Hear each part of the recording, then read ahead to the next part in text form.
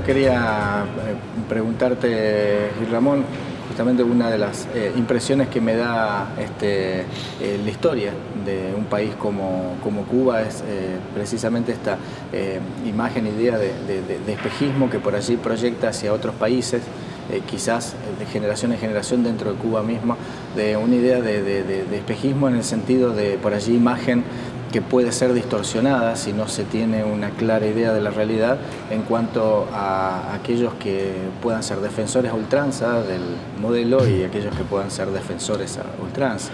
Preguntarte entonces si compartís esta idea y particularmente en lo que refiere al sistema educativo cubano, ¿cuáles cosas consideras que pueden ser pilares fundamentales, ventajas del sistema, pero que seguramente de quienes miran desde un lugar crítico el modelo cubano puedan representar desventajas del mismo?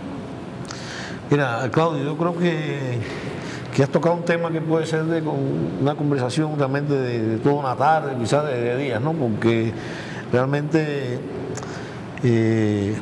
para hablar de la historia de Cuba, Cuba tiene historia, ¿no? Y eso creo que todo el mundo, hasta los enemigos más acérrimos, lo reconocen. Claro.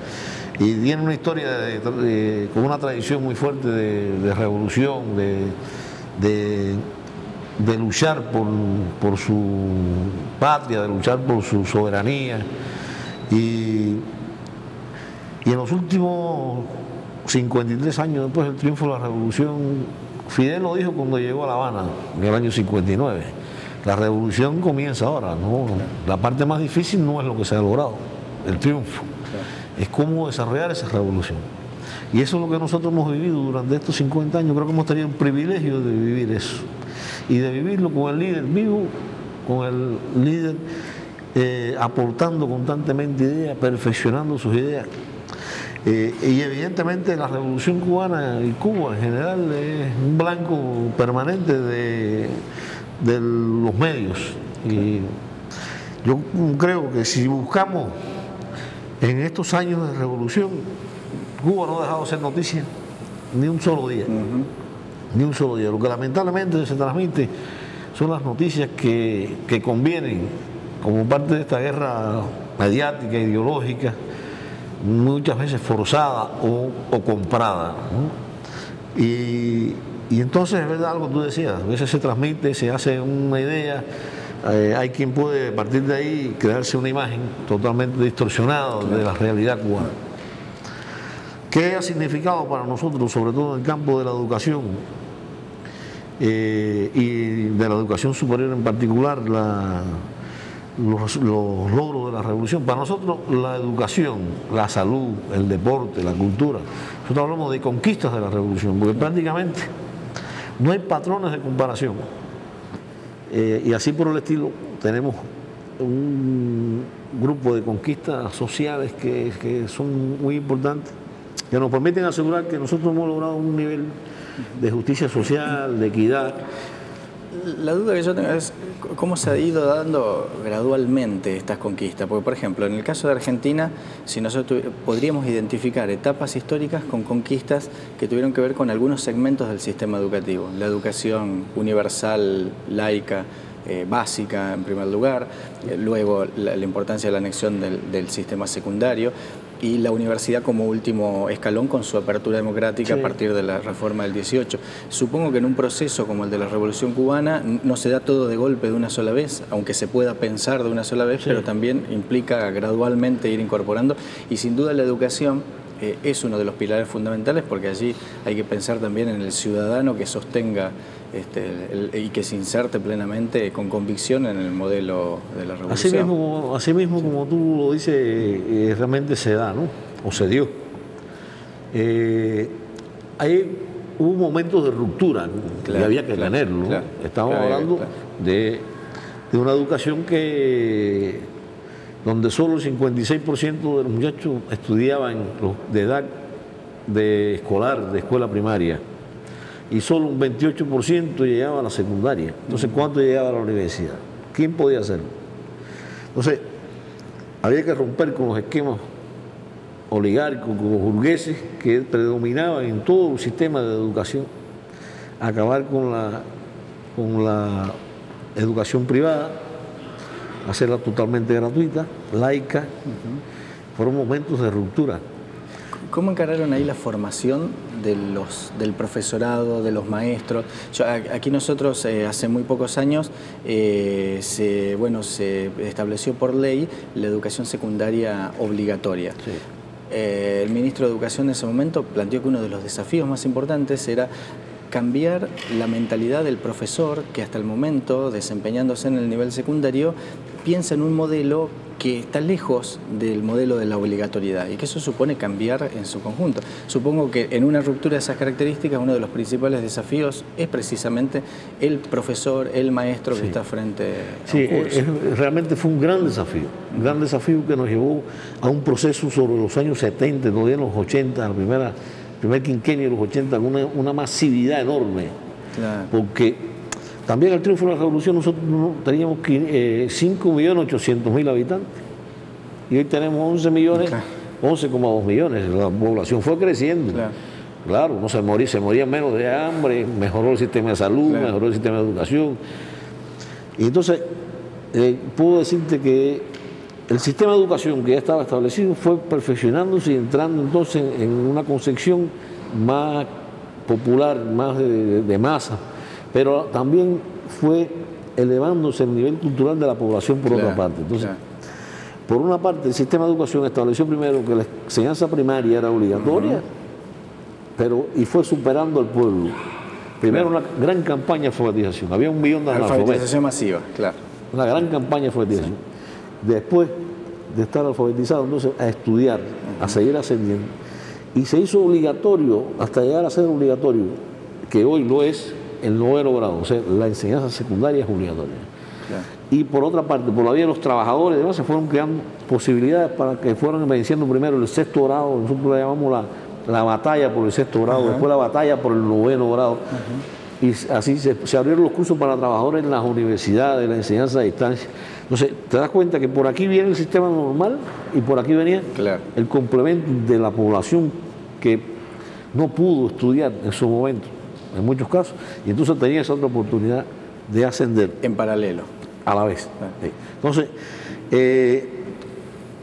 eso sin duda fue una explosión masiva de matrícula. ¿Cómo responder a eso? Bueno, había que formar. ¿Cómo responder con calidad? Y con calidad, ¿no? Había que darle atención a esa masividad y había que ir mejorando la calidad del profesorado también. Se crearon varios sistemas de formación. ¿Y resistencias hubo allí? Yo creo que eran tantas las ansias de libertad y de cultura y de educación que tenía el pueblo que realmente resistencia hubo poca, hubo muy poca. Al contrario, la gente se sumó, la gente quería aprender a leer y escribir, quería ascender en la vida, porque en definitiva con la cultura que se le podía, su preparación personal, lo fundamental era eso, que el hombre elevara su nivel, así iba a ser más libre. ¿Y no ves dificultades a nivel de integración y de estrategias de integración? Porque hoy, digamos, al menos en términos declamativos, la integración latinoamericana, las experiencias a nivel de comunidades económicas como el Mercosur, digamos, uno ve que van obteniendo logros, pero no son quizás lo rápido que uno deseara.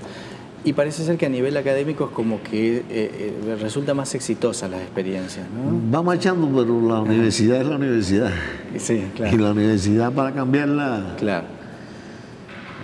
Hay una frase que dice que la universidad no lo cambian los de adentro. Lo cambian los de afuera, ¿no? Sí.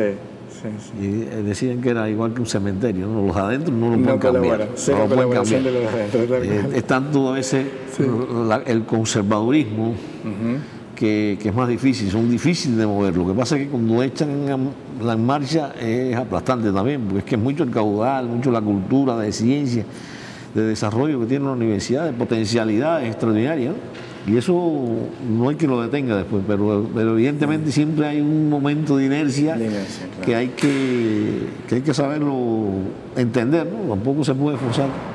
Y es verdad, a lo mejor se podía esperar que algunas cosas marcharan más aceleradamente, pero pero son tantas las variables que juegan que realmente son a veces observamos que resulta más fácil concretar acuerdos de colaboración para los intercambios, redes de investigación, de publicación con universidades europeas que con las propias universidades latinoamericanas, a pesar de los esfuerzos que a nivel de distintas instancias, porque desde el Congreso Iberoamericano de Ministros de Educación, la Conferencia Regional de América Latina y el Caribe, sí, de los rectores que día a día trabajan en la integración, parece ser pesado poder llevar adelante, ¿no?, esta integración, pero que es tan necesaria.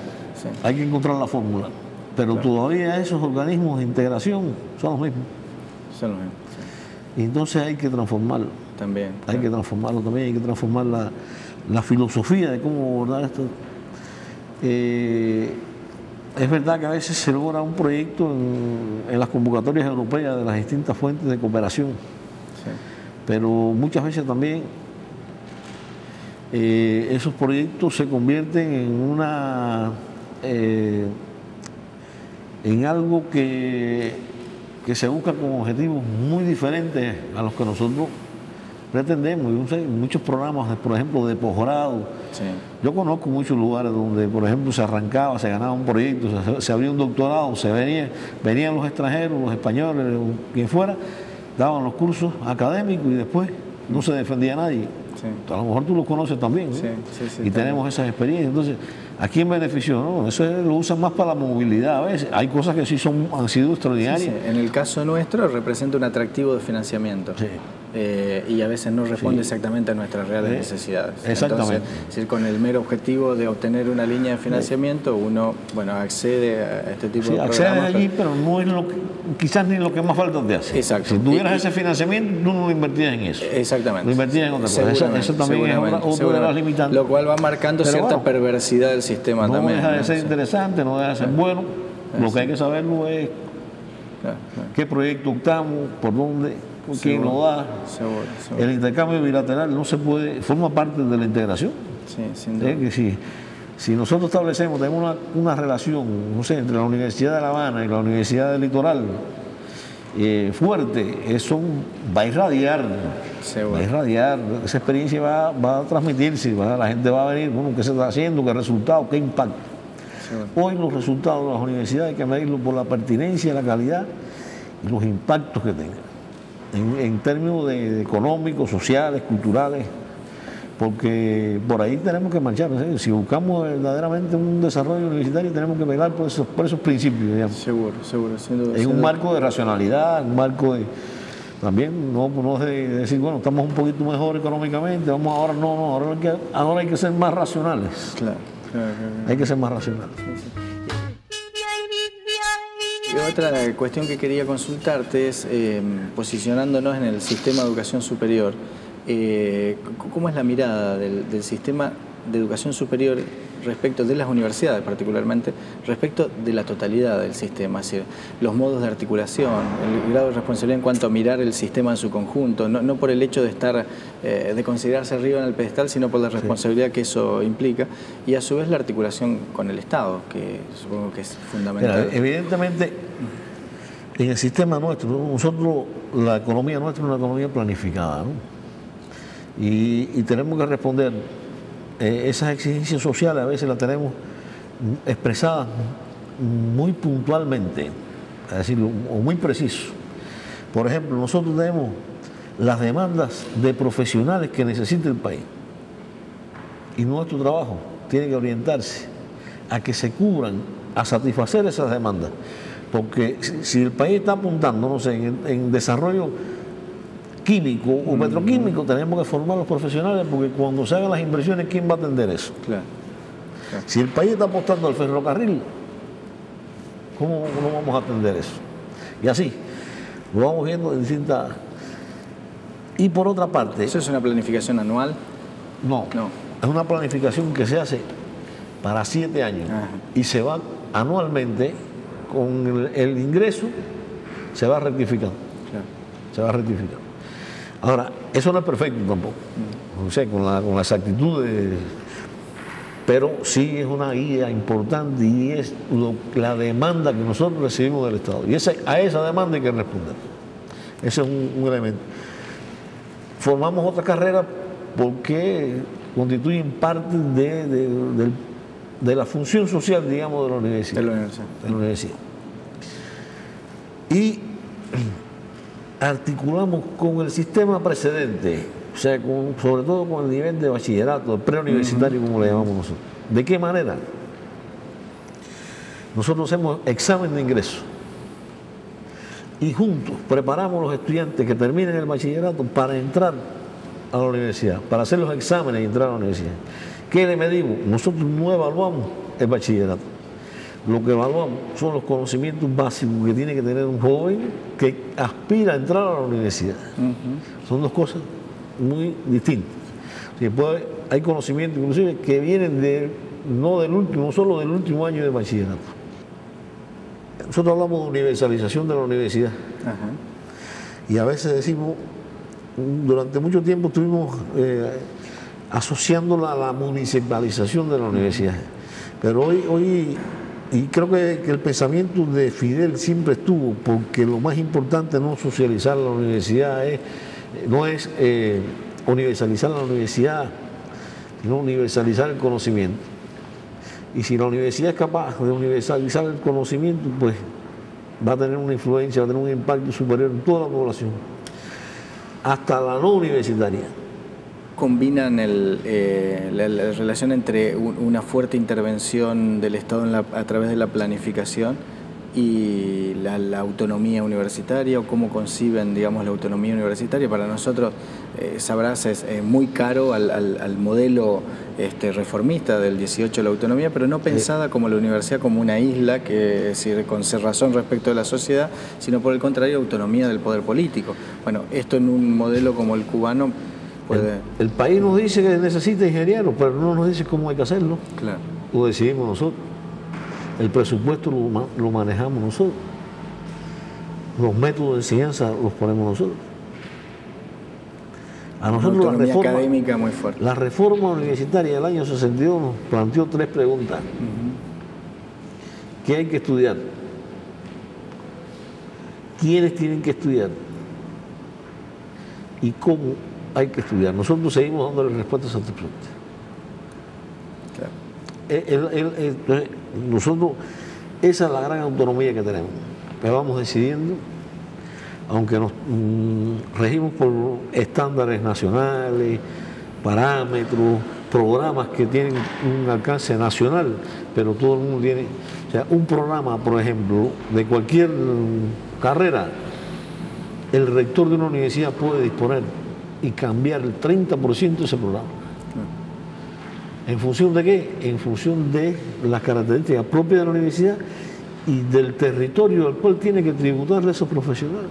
Sí, el caso el caso chileno puntualmente, la verdad que uno lo mira con muchas expectativas, porque durante mucho tiempo además se planteó dentro de los modelos comparativos universitarios el modelo chileno como un modelo exitoso. Es decir, hoy está a las puertas del fracaso claramente, sí. Cuando, digamos, las perspectivas de ampliación, de democratización del sistema en países como Argentina datan de principios del siglo XX, digamos, ¿no? Y en el caso de Chile, evidentemente, los conceptos de universidad como bien público y social y democrática realmente no se han respetado. Se han aplicado las mismas fórmulas del mercado a la universidad, entonces eso no puede avanzar. Claro. No puede avanzar. Ese es el problema principal, ¿no?